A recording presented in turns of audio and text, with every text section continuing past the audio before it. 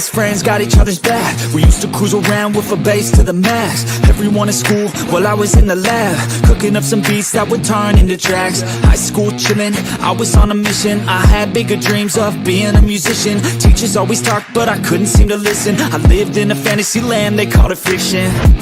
But I was gonna be big one day, playing shows on the road to a sold out stage. Nobody really cared or believed I would make it anywhere close, I would fail and fade. But that's cool, I love that, cause any little doubt gives me energy back. And now, I'm in a place where I'm glad I never gave up on the dreams I had. And big dreams lead to big things, and big swings lead to big rings. Championships or the big screen, anyone who did anything took a big swing. And big dreams lead to big things, and big swings lead to big rings. Championships or the big screen, anyone who did anything took a big swing.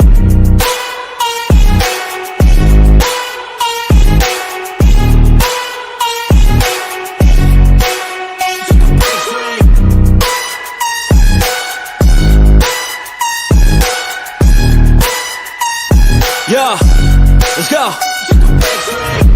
So if you want something big, you gotta swing fast, swing hard and commit. You might miss 10 times, but when you hit, just make sure that you get all of it, okay? People at the top took risks. Investing and testing is all that they did. It's not complicated, it just takes grit. So never give up, take a swing at it. And big dreams lead to big things, and big swings lead to big rings. Championships or the big screen, anyone who did anything took a big swing. And big dreams lead to big things, and big swings lead to big rings. Championships or the big screen, anyone who did anything took a big swing.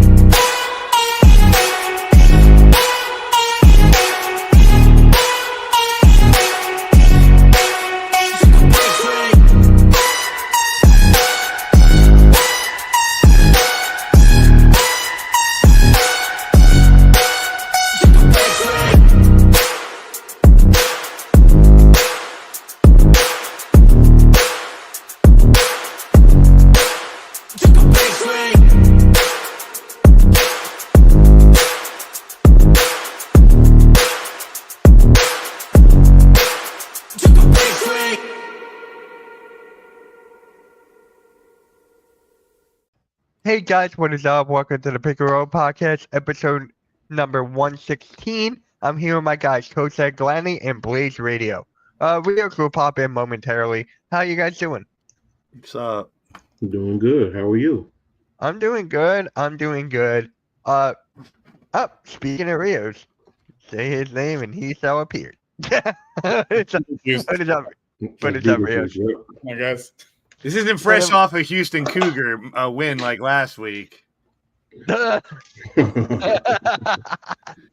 Yeah, but really quick before I forget, prayers up to that Atlanta Hawks fan who actually tore his ACL during trying to make a layup to win some money. He falls and just holding on to his knee. He was stretchered out. So prayers up to that guy, man. It sucks. It really sucks. I don't know, Blaze, Rios, if you saw that. I did. Just for all those guys up 40 and up, stretch, drink a lot of water because we're not young anymore. Stuff like that's going to happen. Yeah. Blaze, did you see that? Oh, we say you can get hurt anywhere, doing anything. It's Yeah. it just goes to show you never know when someone's going to get hurt. Like Kevin Hart, he was trying to run the 4 and he tore. I forgot what he tore, but same thing. Yeah. Just running. So he is a Lucho injury. Funny. But yeah, let's just get on to the question of the day. What 6 teams did Carmelo Anthony play for? Nuggets. That's 1. Knicks. 2. Rockets. Nets. 3. Portland. Lakers. No Portland, Lakers, no Nets. Portland Lakers. Did he play from Miami? No, he was actually supposed to be a part of that Big 3 instead of Chris Bosh. So he was actually supposed to be a part of that, but they took Bosh instead. 1 team, Western Conference. That's what I'm thinking. I'm going through right now. You said Portland, right? Yeah, I said Yeah. Portland, Nuggets, so Lakers. It's not Dallas. No. So you guys got the Nuggets, Knicks, Rockets, Blazers, Lakers. One more. Western Conference. Suns? Nope. Uh, Shout out to the Suns, man. They suck.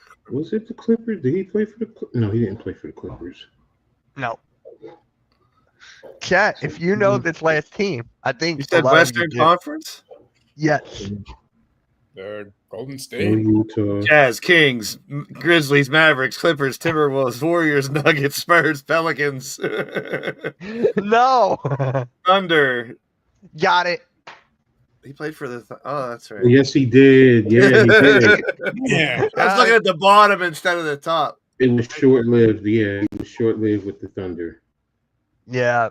I was like, damn. Because this other question I had, who else had a 60-point triple-double? There was only 3 in history. So I don't know if you guys should get that. Already got 2. I You heard guys it already yesterday. know. Someone said it yesterday whenever they had that. Mhm. Yeah. 2 points. I know Harden has one of them. It was Harden, Jokic. I don't know if you guys actually know this last one. I think I he's heard from it the yesterday. I just don't remember. I knew they announced it 60s or yesterday when that 50s. happened. No, it's this era. This era. A couple years ago. Was it Curry? No. Mm-mm. If it was Curry, man, props to him. I could not imagine. We've seen this guy get a lot of triple doubles before.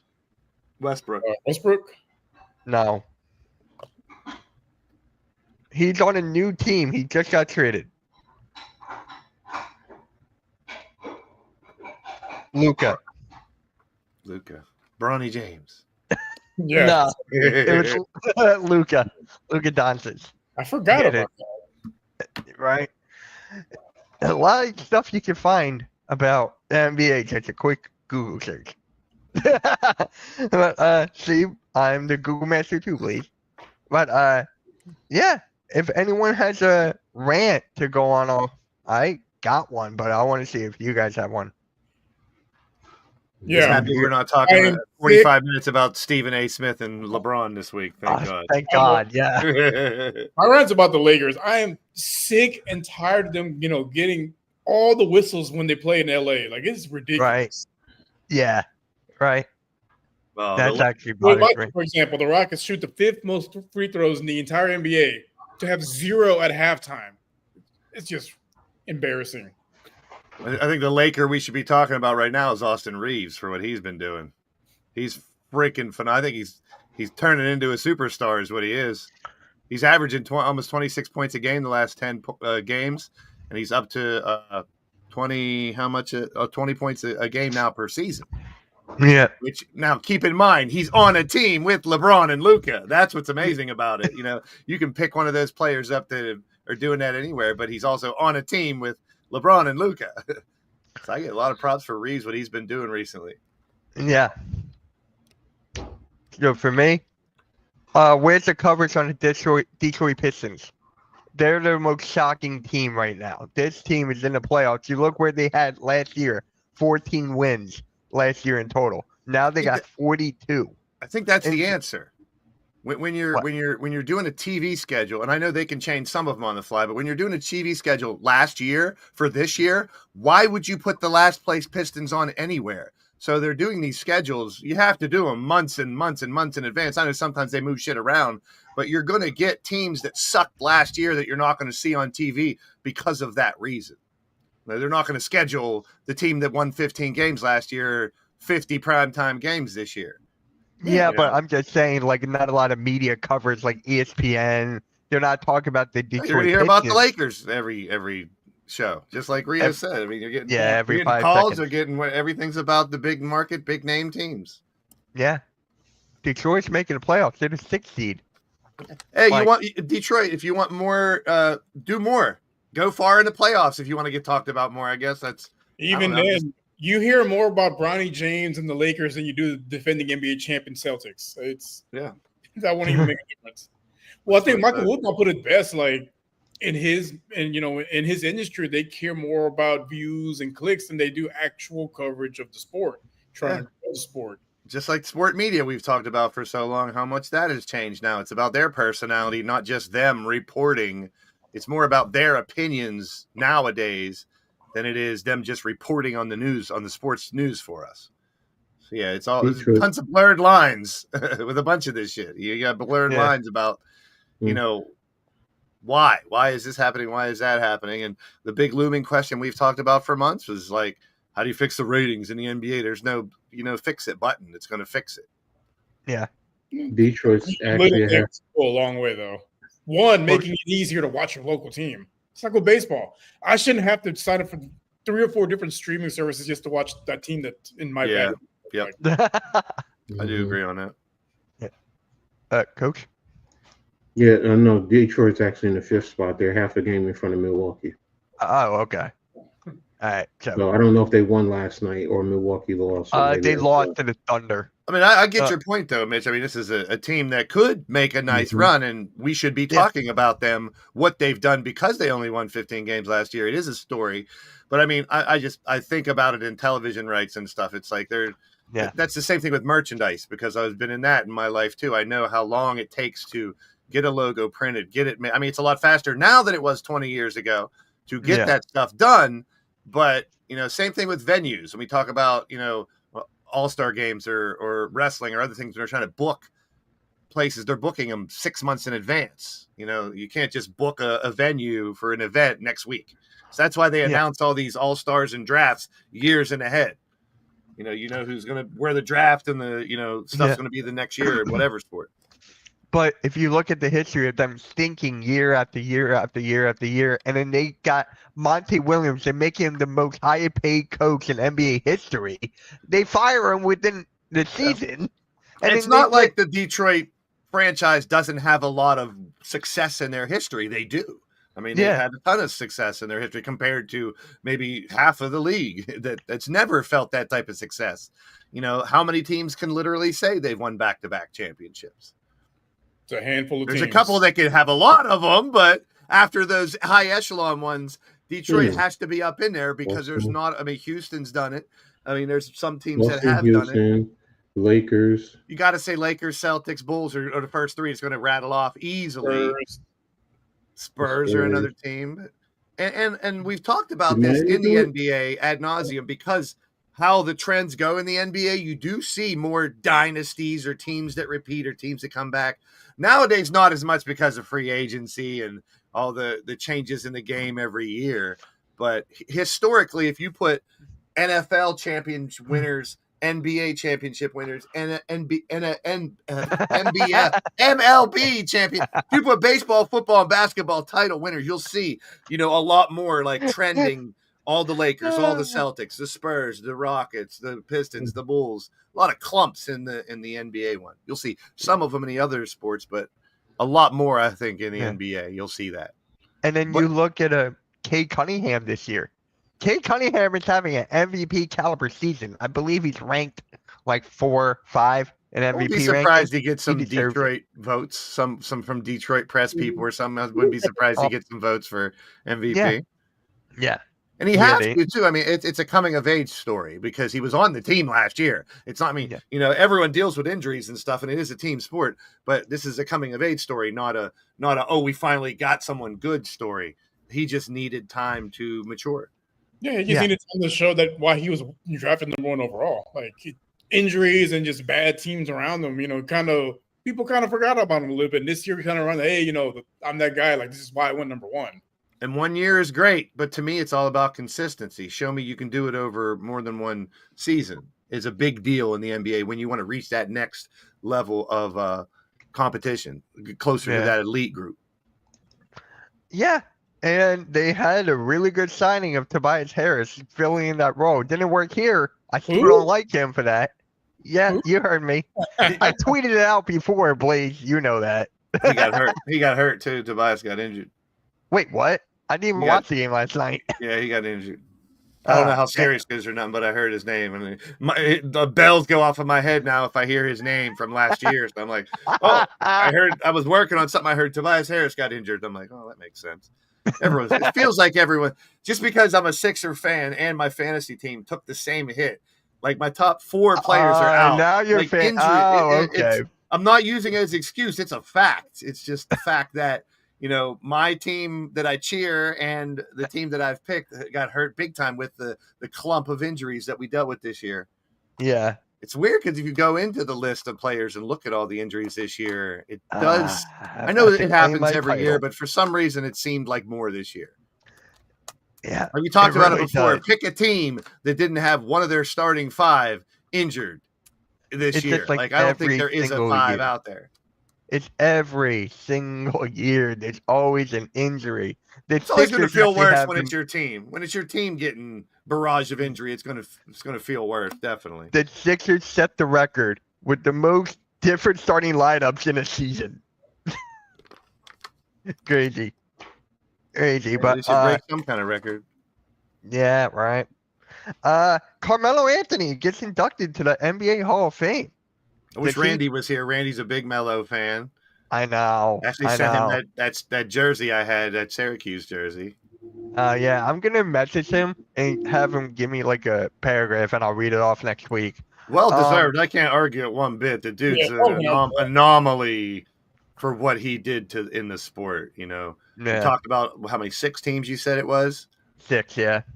And even when he was older, he still had impact on the game. Like you could tell it wasn't the same Melo, but he could still go out there and just buckets and buckets in your face when he wanted to. I mean, he had that. The long arms on the jumper does help because not a lot of people, not many highlights you'll see of Carmelo Anthony getting his shot blocked. Let me put it that way, because he's one of those shoot at the height of your jumper type jumpers too, where he's using the whole length of his body when he does. I mean, he's just a great player, and the size he had compared, you go all the way back to his stuff at Syracuse when he was an eye opener back there, man. It was just like, who is this dude doing it all out there?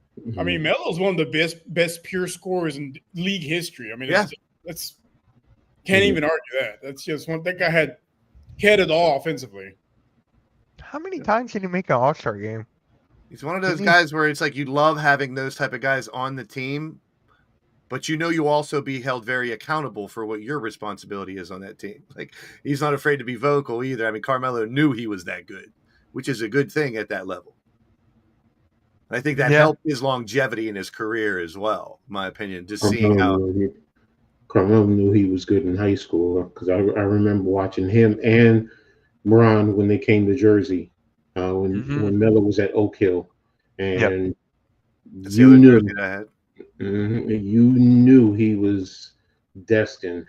And then when he committed to Syracuse, going to Bayheim, you're like, okay, it's going to take his game to another level. So. Sad. But so Carmelo Anthony, 10-time NBA All-Star, 2 All-NBA second team selections, 4 All-NBA third team selections, NBA scoring champion in 2013, All-Rookie first team in 2004, NCAA champion in 2003, and this really helps him. 3 Olympic gold medals. Oh, Melo in the Olympics was a different level, man. He was probably one of the greatest Olympians for the men's basketball. Yeah. Carmelo Anthony was a killer in the Olympics. Pure killer. He deserved it. He should have won Rookie of the Year over LeBron. He had a better season than LeBron did, but Yeah. Yeah. I knew I still had one. I knew I still had a cue. Oh, wow. Boy. I knew I still had one. This is the one that isn't real. The other ones were like 4 or 5 X's that I found on eBay once. And Randy's a bigger dude. He was like, I'll take it because I could never wear them. I got like 10 jerseys for $100. So it's like $10 a jersey. And they were all 7X and 6X. It's like and I came to this conclusion.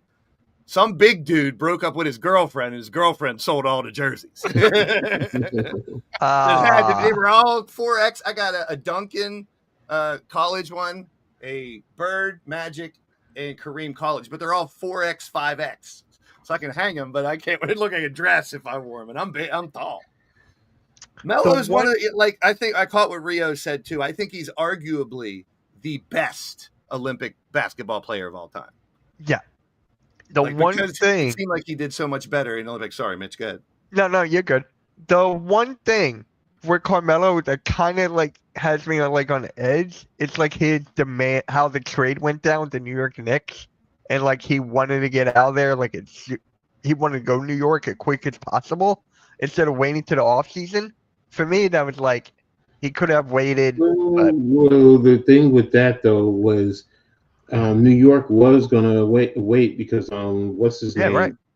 He said let's wait, but Dolan was worrying about Brooklyn, and that's the reason why they made the trade. If it wasn't for the thought of him possibly going to Brooklyn, they would have waited and they would have had all their players and gotten Carmelo for nothing.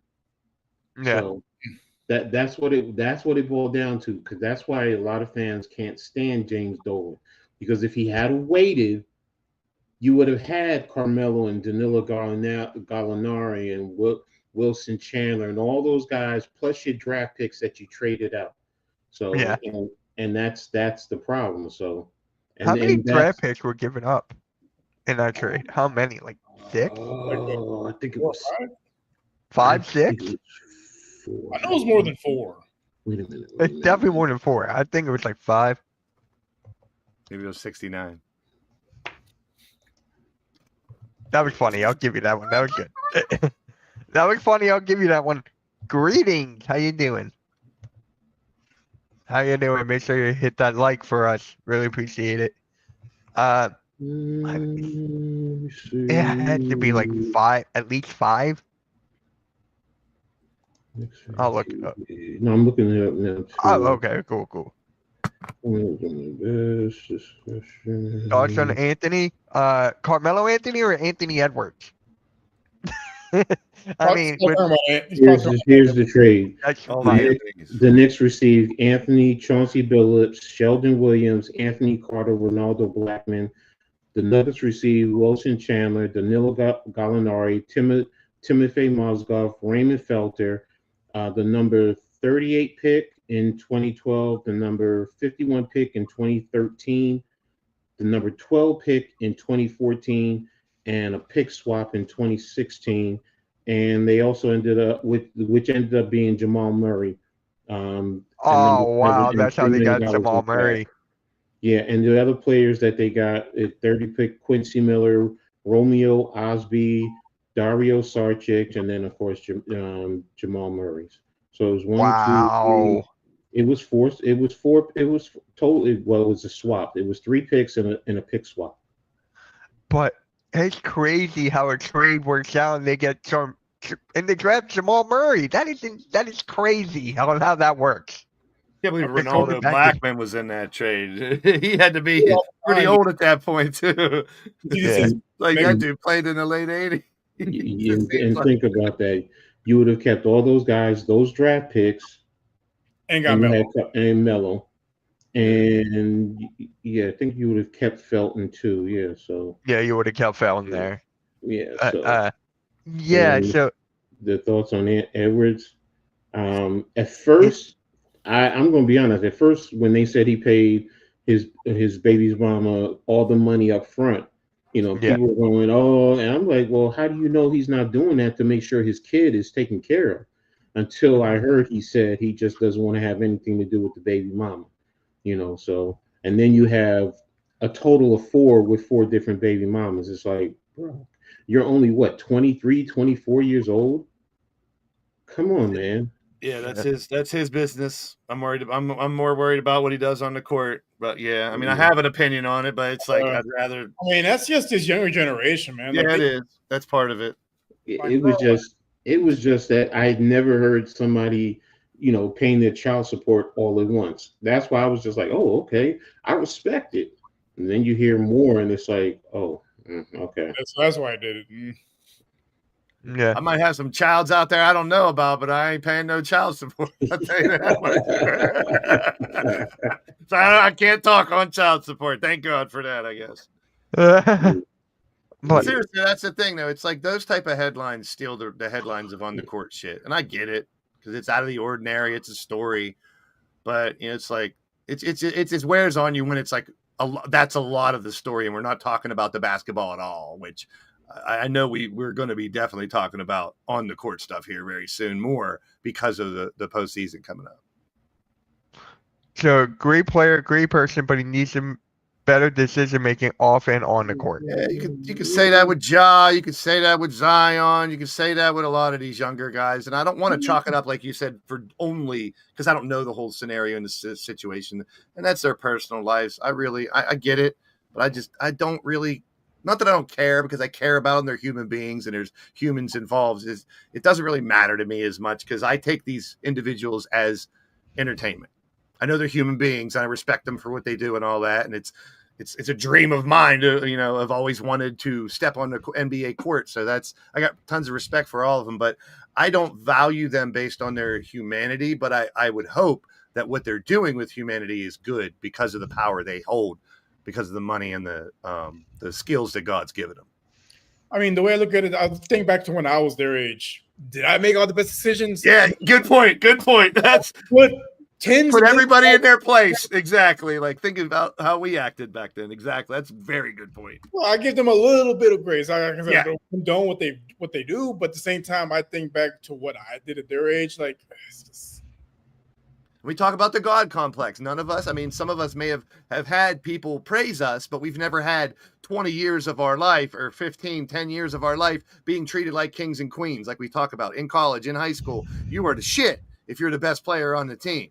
So if you can carry that through high school, through college, and into the pros, you've been praised for, year after year after year after year. We talk about going to all the parties and getting free food and getting all these extra benefits for being a amazing athlete. But you also have to realize that's the 0.00001% of people that play basketball that reach this level.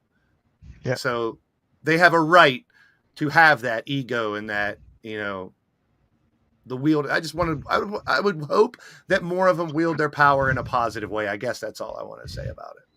Yeah, me too. Now, Jokic gets a 60-point triple-double in a loss.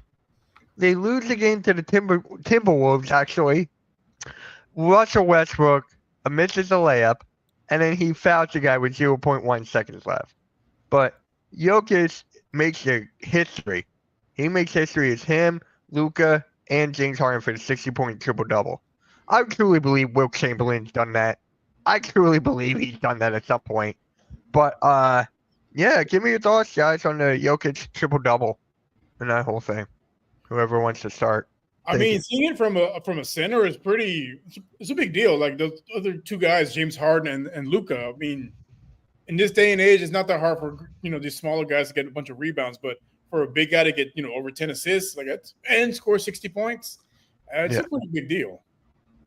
A little bit more impressive than Harden's and Luka's, in my opinion. Even though they lost, I think it's a little bit more impressive, just considering the position he plays doesn't necessarily have him being the facilitator for the most part. He's the center.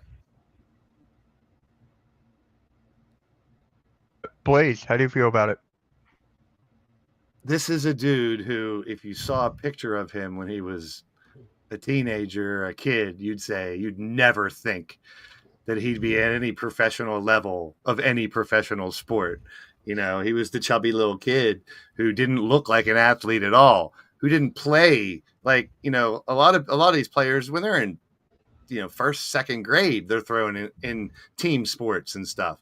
This is a guy who's just size, naturally talented. And I don't know. I sat back and I said, over the last 2 weeks, this is SGA's MVP race to lose. But if this son of a bitch keeps doing this, it's going to be a lot closer than I thought. He is in the top 5 in all 3 categories. And that's phenomenal. It's unheard of. And just like Rio said, if you would tell me there's a player right now that is averaging a triple-double, the last position I would say was center. Kind of like what Rios was getting at there, too, because this guy's a unicorn, an anomaly. He's something that we may never see again. He's everything that Embiid was supposed to be. Yeah. A big guy who could still pass, who could shoot the rock, who could, bury you on the block. Jokic, if he continues this pace, will be one of the 10 best players of all time, if not higher. At this rate. Some people probably already have him up there, and that's tough, especially for me to put him in a top 10, because I'm not really a big fan of his. I just respect someone out of the ordinary. We talk about the anomaly of Wemby, seeing that player that looks like that do what he does. It's different, but it's the same. When it comes to Jokic, I get that same vibe. It's like a guy that looks like that should not be able to do what he's doing.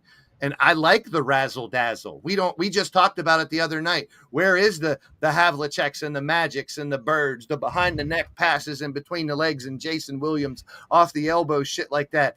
This is the most, you could lay 150 NBA players and say, who's the one that threw the no look pass or the alley oop? You would probably pick him almost last in all the 150 NBA players that think this is the guy that's dishing out dimes and dropping threes on people. You know, the hook shots, the post, you know, we've seen that for decades with a guy that looks like him. He's on another level. I don't know how to explain it at this point because it continues to happen. I said it earlier tonight. One of the keys to me is longevity, consistency.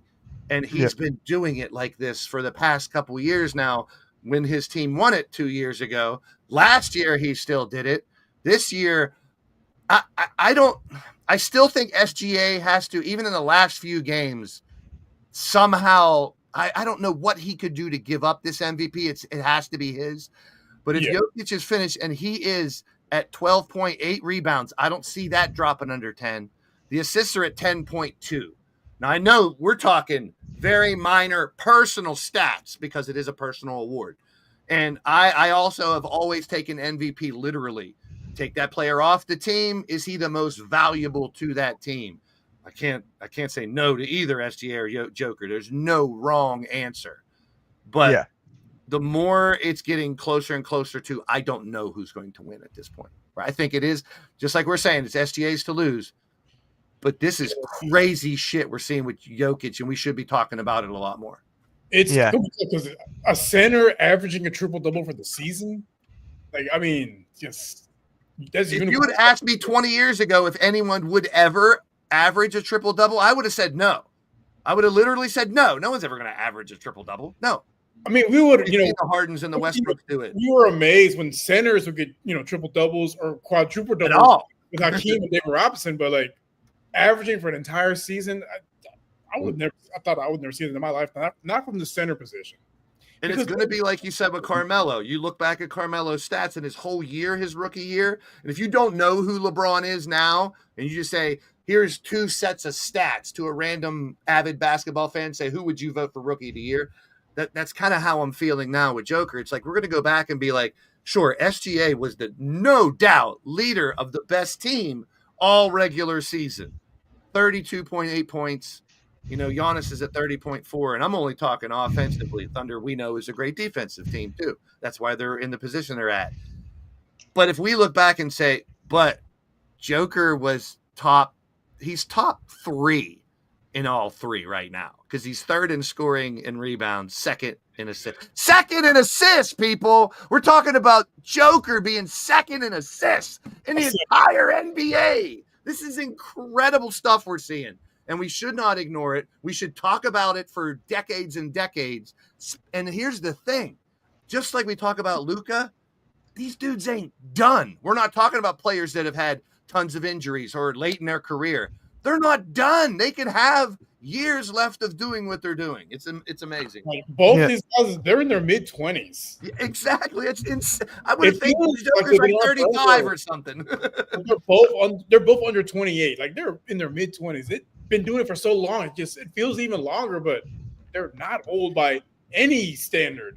The one thing I hope LeBron does leave in his legacy, even though I knock him for certain things, I do put him up in the top greatest of all times. I hope his legacy of, once again, consistency and longevity can be passed down. Like LeBron, if you got things you're doing that can help other players last their careers longer at the size and the strength and that you still have, please share those secrets so our game can get better and better and better. And we will see more players. Like right now we're saying no one's going to go 22 years or whatnot at the height that LeBron did. I would love to see players prove us wrong in the next 20 years and still do it. That would be great.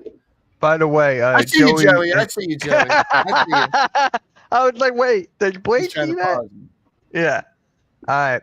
Coach sent me this. The Talk about it, Coach. How do you feel about this? What Marcus Morris said on First Take. Because it's when you look at the totality of the league, like, and I sent it to you because Blaze was just saying when he's done top 10. When he's And I'm done, like, possibly. And That's I'm the like, argument he's in now with me. I like, didn't see it. seriously, let's go through and say right now 20 players who we think could be better than him.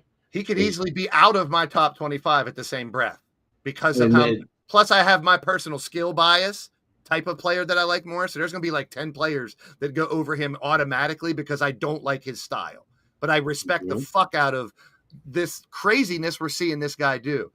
I'm saying you would see people put him in his top 10. If he does this for another 5 years, what he's doing right now, and has maybe 3 seasons where he averages a triple-double, it's impossible to keep him out of top 20s. But it's also, you got personal bias and stuff in there, like, too. Like, I would have probably 10 to 12 players that a lot of people say they're not in my top 25, but they're in mine. So that's fair. Go ahead, Mitch. So let's break it down with the centers, right? You got Wilt, Kareem, Shaq, and Bill Russell. Then you got Olajuwon. Then you got Jokic. You can put David Robinson right there as well. Is there any other centers that I'm forgetting? Morning. Shaq, Did you say Morning? I did not say a lot of Morning. I did say Shaq. I did say Shaq. Yep. Morning, Ewing. I did not say Ewing. Okay. One. I mean, I throw Moses Russell. Malone. Did you say Russell? Moses Malone. Yeah. I did not say Moses Malone. I throw Moses in all those conversations, and that's kind Did of. you say Russell, Mitch?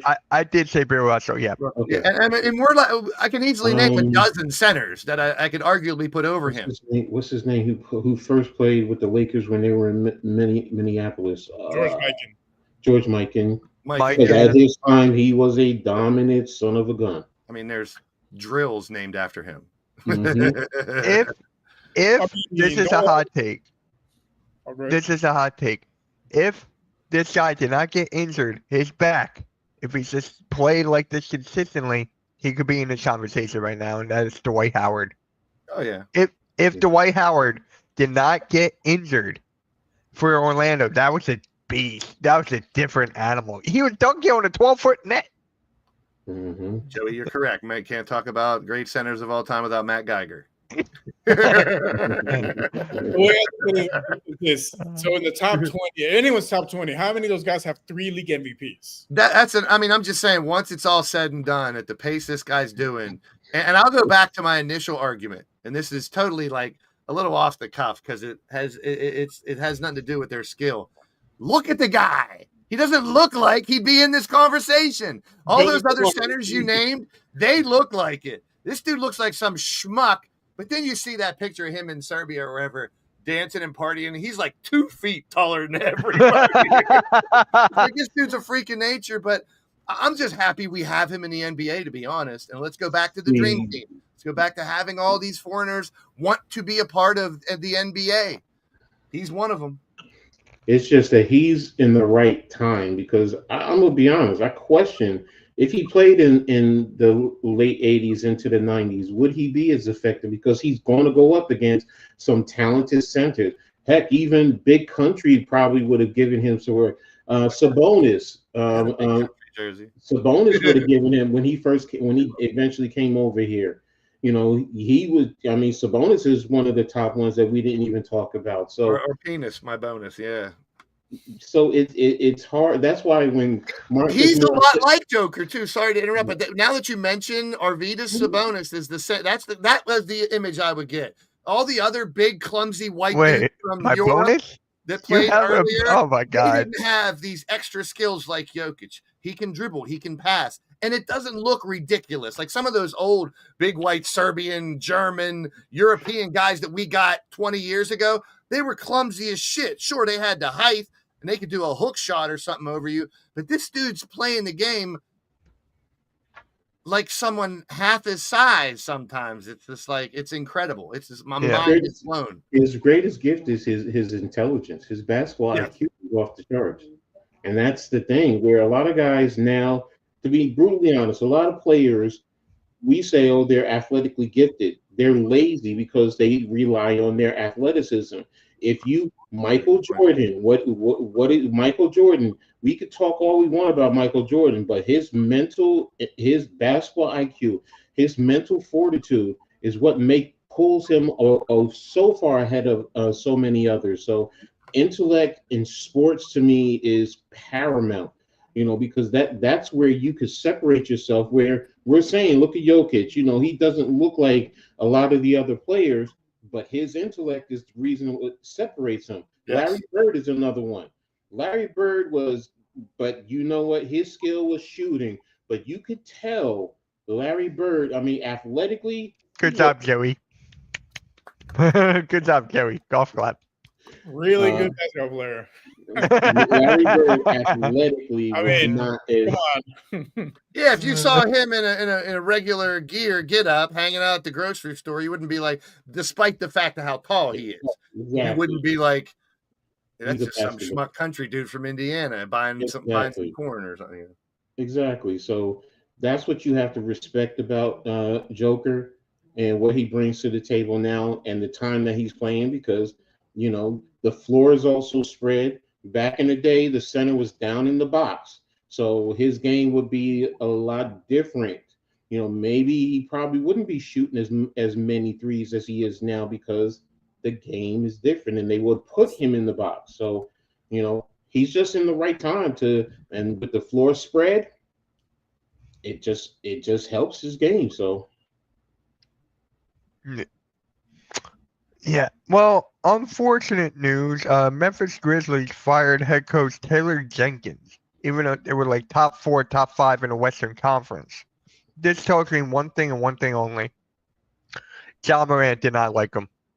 Ja Morant wanted out, so I looked at his stats. His stats this year are so much lower compared to every other year. So that just tells me he doesn't like his schemes or whatever, and they just let him go because of that. Maybe I'm wrong, but that's what I took from that. So that's your star player. That could be part of it. Yeah, I've seen some reports. He didn't. Yeah, no, you're right, Mitch. Like I've seen some reports for saying that Pat was really buying into his offensive scheme, and it's, when the face of your franchise says, "Yeah, I don't like this guy," get rid of him. I mean, you don't have much of a choice at that point, because let's be real. What's going to hurt their franchise more? Losing this coach? No disrespect to him. I got a lot of respect for all coaches. Or losing Ja next year.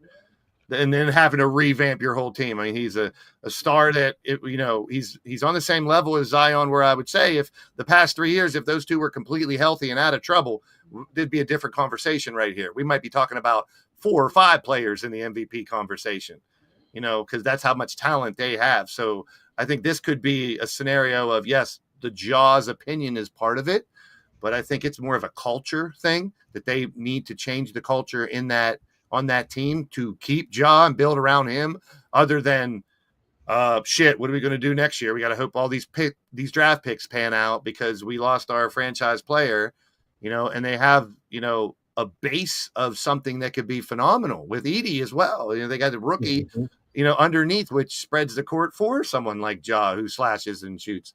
So I think, and I don't know, this is just my opinion, and from the things I do know, I don't know everything. To me, it seems like more of a, this coach doesn't fit what we want to do type of thing, and what our players are here to do, which I hate seeing anybody lose their job, because he's not like a world-renowned coach that's easily going to get another job. You know what I'm saying? So it's like, who knows? Yeah. Coach? I'm with you, man. I said, when I saw it, I'm like, okay, something's up between him and Ja Morant, because I'm saying they have a winning record. So why would you get rid of him now? But basically, that's what I said. I mean, Ja Morant, and you can say whatever you want about, his incidents and the trouble he's been in. Bottom line is, when Ja Morant is on, he galvanizes that franchise, man. He really does. So, and if you don't get him bought in, I think RQ has a very, very, very good point. I don't know if he even realizes it. They fell to a 3-way tie for 6-8, and here's where I would go with that.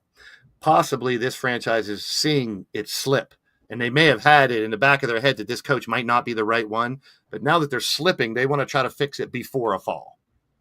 You know what I'm saying? Like if they see, even though like I'm trying to rationalize, yeah, like you said, why would you fire when you're in playoff contention? You have a good team. You're not doing horrible. But if they have always had this fuzzy situation, like maybe this coach isn't for us, now we're starting to slip. We can't afford to hope he fixes it. Let's step in and be proactive instead of reactive. And when it's too late and the team falls apart and Jaw wants out, then you got even bigger problem. I would argue, yeah, I agree with that part, but doing it 2 weeks before the playoffs, save the slip before the fall. I'm just trying to make sense of it. That came to me within the last 2 minutes. I haven't even really thought of it. That's just short term. This is also a long term thing too. So yeah. I get it. I get what you're saying in the short term. Ja doesn't like him. Okay, after the season, no, you don't want to do that because, like Blaze is saying, that you may keep dropping in the playoff situation, and that also affects it. So you know what? Make the change now. But this is also a long-term thing. So, and guess what? It's a destination that certain coaches are going to want to go to because of the talent that is there. So it's not like, okay, they're a bad team. Coaches are going to say, hey, here's my resume. Can I get a shot? Let's have an interview. Let's talk. What are you guys trying to do? And any good coach, and I learned this at a very young age as a coach. That's what I mean, Arku. It's too late then. That's the type of team that can make a run in the postseason. If they lose in the first round, you have done it then. That's my point, Arku. Do it now before your team slips and loses in the first round. They may still lose in the first round, but thank you for proving my point, Arku. I mean, in the West, yeah, because the rate they're at right now, they're playing one of the top 4 teams. Yeah, exactly. So this is the schedule of the Memphis Grizzlies within half a month. Loss, win, loss, win, 4 losses in a row. So that tells you right there. They have 8 losses in the last 10 games.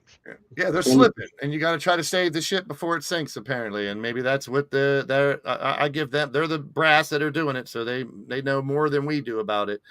I don't know what the truth of this is, but they were talking about on McAfee, I think, yesterday or earlier today. Is the NBA considering going to a straight 16 seed playoff? That's what I heard. That's what the WNBA does. Yeah, like WNBA does. Yeah. Even if we're saying the Western Conference has 8 teams that are great and there's only 3 or 4 in the East, they're going to completely get reseeded 1 to 16. 8. I think more fans will watch too. I think more fans will watch because you're going to say right now one conference is weaker and you're getting more teams in, and on the other side, you're going to have teams that probably would get in over those teams in the other conference. May get one of my biggest pet peeves is those teams with losing records out of here.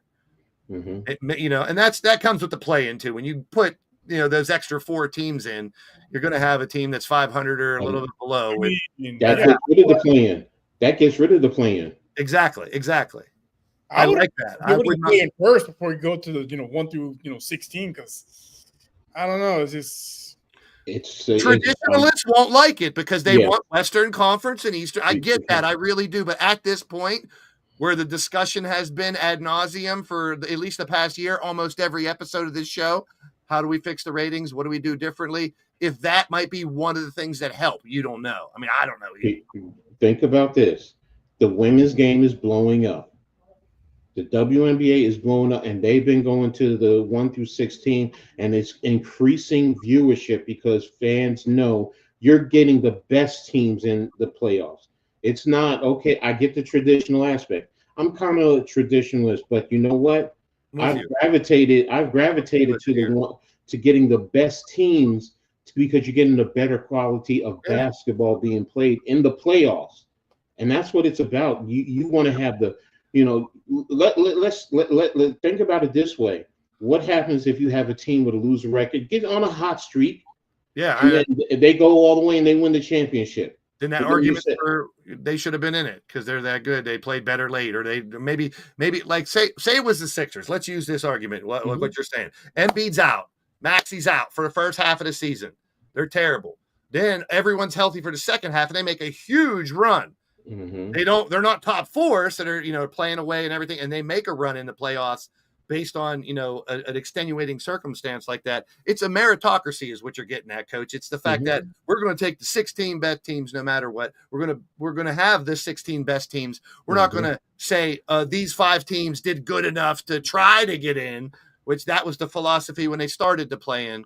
And I think it's okay to switch back at this point. I really do. Did you have to use the Sixers as an example right now? That's the first example that makes total sense because of the talent. I wanted to use an example with a lot of talent, but the talent's not there for half a season. And for them to still make the postseason and could do damage, that was the first example that popped in my head. Yeah, you want to hear something? In my lifetime, I've only seen one team that wasn't a top 4 team win the championship, and that was my Rockets back in '95. But they were a 6 seed.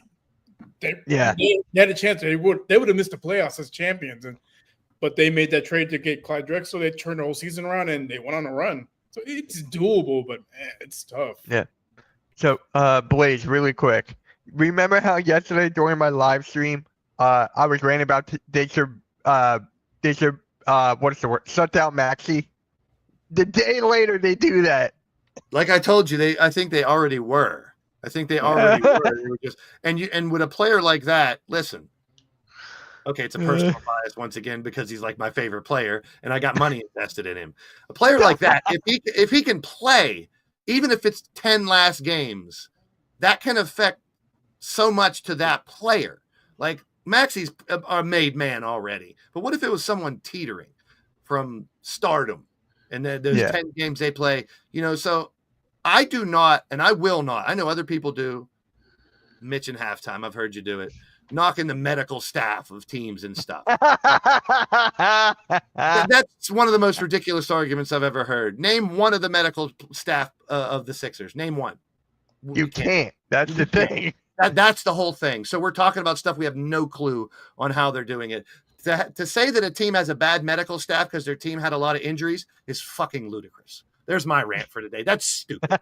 It's not the medical staff's fault that people got hurt. They're there to make them healthier and protect them. Just because they get hurt, you can't blame the medical staff. Or that the medical staff isn't trying to get everyone healthy. And that's what there are situations where they could not get healthy here. They can get healthy in another team and they ball out. You always play hoping that your players are going to be I know. Healthy. I'm right there with you. Well, then you guys are the ones that are saying, they knew Embiid was hurt and they still signed the extension. Okay. I mean, if you knew who was hurt, why would you sign him an extension then? Because that's just my thing. He wasn't hurt. Yes, he was. Yes, he was. But what? He wouldn't have played during the Olympics. He wouldn't have played if he was hurt. Joel Embiid would play no matter what. He wouldn't have played. It's not only his decision all the time. It's not always the player's decision, especially in a Olympic event. Hello? Yes. Oh, okay. I thought everyone went quiet for a second. I'm like, what the hell? I mean, I don't buy this. They knew he was hurt and still signed an extension. That's ridiculous. That's dumb. Okay. They knew he had an injury possibility, but he wasn't hurt. These guys are tested all the time. Like, they're not going to throw people that are hurt out there. And I'll get very intricate. These are billion-dollar corporations and people. Pinkies matter. Toes matter. Okay, big toes matter. I mean, it's just like people bitch about someone on their shooting hand having a problem with one of the fingers. Have you ever shot a basketball repeatedly? Yes. With a broken finger or torn tendons? Doesn't feel good. I'm sure it doesn't. I don't even know when I'm saying it doesn't. Let me they have to protect the health of the players. Let me ask you a question, Mitch. Okay, because when you use the word hurt, right? Because as a coach, we say, "Are you injured or are you hurt?" Difference. Yeah, there's a difference. Big difference. And what Blaze is saying in terms of the money, if there's a serious injury, they're not going to pay them that money, because they're going to go through all the testing, because they're going to knock down the contract, the value of the contract. But now if he's hurting, okay, we could deal with that, and it's well worth it in that regard. So I'm playing on the word. I'm being very literal with the word. And no one's defending Joel. It's the complete opposite, actually. No, that's not what I'm saying. Take out Joel. Let's not even talk about Joel Embiid. It could be any player. In terms of contracts, this is what happens if they're injured. How many times have we seen that teams they do a trade and then they renege it or they cancel the trade because there was an injury that wasn't disclosed? That's the reason why.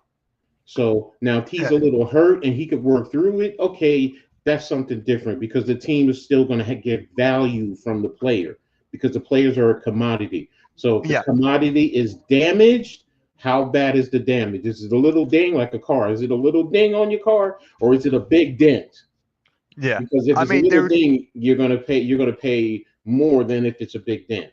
Go ahead. I mean, if you look at players in the past, they were played within like an Achilles injury. They were played through a torn ACL or meniscus or something like that. Gerald Henderson Jr. played with a broken neck brace because he was afraid of not losing his spot. I'm just saying, people play with bad injuries all the time. People play hurt. They don't play injured. Going back to medical professionals. Don't you think medical professionals A, B, and C really value their jobs? Okay, Mitch, when you say broken, if you have a broken neck, you're not playing. No one's playing with a torn neck brace because he didn't want to lose his neck brace. Physically can't play with a torn Achilles or an ACL. You can't. Think about this. The neck brace the neck brace gives you stabilization. There might be some little tweaks in there. But if you have a break, that's why I'm being very literal with the word. Break. A break versus a hairline fracture. Maybe you had a hairline fracture and you stabilize it, give him a brace, and you can fight through it. But if you have a break, there's no way you can play with it. It's just like if you break your ankle or you get a hairline fracture. You know, if you break your ankle, you got to stay off your foot, let it mend, let it go. But if you have a hairline fracture, you put a brace around it, tape it up. You know, it'll mend because the fracture is not as deep as the break. I get where you're coming from, Mitch. Players were tougher back in the day, and they played with more bumps and bruises and stuff. And nowadays, I think they're on more of a microscope. They're under more of a microscope now. And I think even more so, and I'm not defending, medical professionals. I don't have any idea how they work at all. But their job, basically, description is to make the players as healthy as they can possibly be. So, like, if they're bumped up, I'm sure they question it. I'm sure there's conversations we've never been privy to where players argue with their coaches, with the medical professionals that they want to play and they don't play. Or vice versa, that they argue and they end up getting their way and playing when they shouldn't. So, I mean, it's a very slippery slope. Injuries, I'll say it a million times. This is why I go back to my golden rule. Injuries and referees. You ain't going to change them. You can't affect them. So why complain about them? It's going to happen. It just seems like there's a lot of big injuries this year that really affected a lot of teams. Yeah. I'm looking for that one NBA team that didn't lose a starter this year. I don't think it exists. We'll try to figure it out next week. Speaking of, I guess, going off what you just said, there was a fight in the NBA with the Pistons and the Timberwolves? That big scuffle. Go figure. Isaiah Stewart gets the most suspension and was involved the most. Go figure. Who? Isaiah Stewart. Oh, okay. I didn't hear. Okay. He wants to be the next Draymond Green, I guess. Wow. Extracurricular activities. I mean, I'm not going to say he could fit right in the 80s. Yeah. I mean, as soon as I saw the teams, I was like, I don't even have to see the highlight. I guarantee Isaiah Stewart's involved.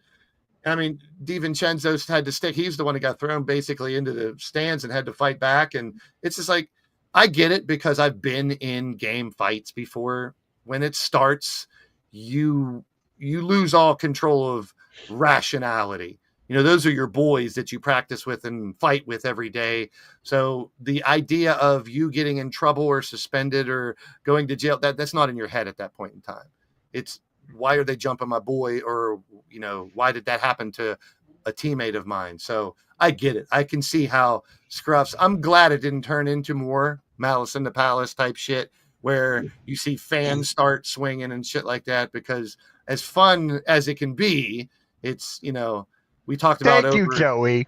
We talked about over All-Star Weekend. That's the wildest thing I've ever seen in my lifetime. I ain't gonna lie. People were talking more about the fights before the hockey game than the NBA dunk competition and stuff, which I'm like, I get it. I get that part. The viral videos and all that bullshit. So fights are going to be very popular. Yeah. And when it starts, like, I'm not going to sit there and defend it and say shame on these guys for fighting, because I've been in those situations where as soon as you see your guy get thrown down or low bridged or shoved when they jump in the air or something like that, and you see, and the hardest thing now would be for that, back in the days in hockey, what did they have? They had the goon, right? A lot of basketball teams have a goon. The problem is he's not always the best player, so he's on the bench, and they know they can't leave the bench or they're getting in trouble. So that's the toughest part is, your tough guy, your goon on the bench wants to come off that bench so bad to help you, and they just can't. Yeah. So these are all the suspensions. Isaiah Stewart 2 games, DiVincenzo 1, Ron Holland 1, Naz Reid 1, and Marcus Sasser 1. Mm-hmm. Yeah. Blades looks like a stoner Tim Robinson. I guess tie-dyed shirt equals stoner. No, Nope, Dark, this is not live. This is pre-recorded. Pre-recorded, bro. But, yeah. Coach, you got anything to say about the suspensions? Or I know DiVincenzo played for the Knicks, so. Coach is like, put me in, coach. I want to fight too. Let me get some scruffle in. Like William said, I've been in my share, and You know what it looked like? It looked like a tush push. Hey! and usually That all I can say is might get banned, but It needs boom. to. Oh, by the way, your team was one of them. Rios that wanted them banned. So that wanted to Save do that conversation for another time. But yeah, Coach, how do you feel? fights happen. I mean, look, I've done my share of dirt, and when I play ball and in pile-ups, I'm doing things that most of y'all would be like, really, coach? Fingers to the eyes, things of that nature. You take your fist and pop them up in the jaw. Yeah, I've I like done to my grab dirt. somebody right under your rib cage when you're boxing out for something. You're Right stepping under on, their yep, you're stepping on Boxing out. fingers. Stepping on fingers when you're walking by, yeah, all that good stuff. So See, I was the skinny dude who couldn't fight, so I wanted my badass brothers, my boys, to do that. Actually, in a couple summer leagues, people got beat up because of me. I didn't have to lay a finger because I was the star player, and if they fuck with me too much, my cousin would come off the bench and take care of business, and he's had to do it a few times too. Shout out to my cousin Casey. Blake, your favorite person left a comment. Yeah, I figured it'd be stupid. Why? I don't even know why you'd put that up there. Just why? I don't know. No, Need it's not something to laugh at. Damien, But, normally when you enter conversations, it's hi guys, how's it going? So hey, Blake, how's it going? he's entitled to his opinion, so I'm only right there. Yeah. All right, guys, we're gonna go through the predictions of tonight's games. I think I'm going. All right. Yep. Orlando at Washington. I got Orlando. Obviously. Taking all the home teams. Rios. Orlando. I got Milwaukee or the Sixers. Everyone's Milwaukee. tanking anyway, so what's it matter? Everybody's tanking at this point. Who cares? What's it matter? I'm taking Milwaukee. Yeah. Milwaukee. Sixers G League teams playing tonight. Yeah. Minnesota at Brooklyn. Minnesota. I kind of want Brooklyn to win. Not Minnesota. Yeah, I want Brooklyn to win. I'm going Wolves. Yeah. Memphis at Miami. I'm going Memphis. Miami. No Dark Lumen. Teams can I'm gonna tank. go Grizzlies. Players don't tank. Get it straight. But there are some players that take points. I have literal proof of that. I expect Morey to be fired after tonight. Well, good luck with that. That'd be just like the Grizzlies coach. Does it solve anything? That's damage control. Let's try to fix that. Don't solve shit. Blaze made that shirt at summer day camp when he was 13. It was 12. I was 12 actually. Age. Cub Scouts. Hey yo, Broken Bell Network. DM me on Twitter if you can. Portland or Toronto? My God. Oof. Give me that Grady dip, Toronto. Oh, no Diddy. damn. I got to clip that. Oh, I'm clipping you when you said you're never 100% right or something. What? You I said something admitted to being earlier. wrong? Yeah, I know I'm wrong a lot. Yeah. Coach, who you got? My opinion. I said Toronto. I got the Okay. Seattle Supersonics. Can they please bring that back? That team back, please. Golden State at the Lakers. Good game.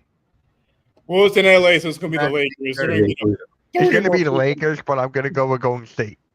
We got to come back with the jerseys. Nah, I'm going with the Lakers. John They're Kemp, gonna get 30 plus. the Rain Man. Elkhart, Indiana. Golden State is unbeatable at this point. Steph J. Philadelphia Not LA. Warriors going all the way. Hey! PA Sixers.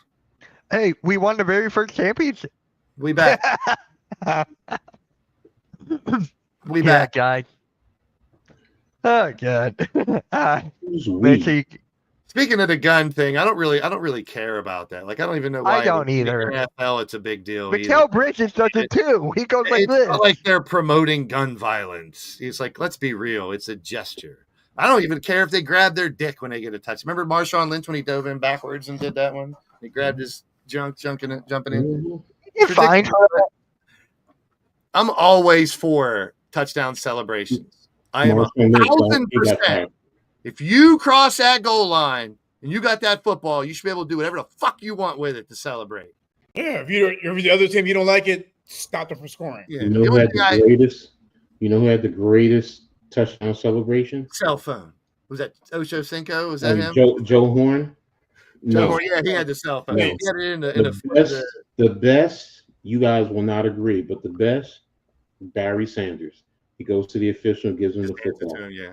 So he's saying, I 100%. I'm polarized on this. 1,000% love it when players act like they've done it before and just hand it to the ref. But also at the same time, and it doesn't mean the choreographed dances. But if a dude gets a touchdown, does a backflip, that's fucking cool to me. You know, I like the old dunk on the goalpost. I don't know why that's banned. Gonzalez. Are they really going to hurt the goalpost? I think someone actually banned it, and that's what they did.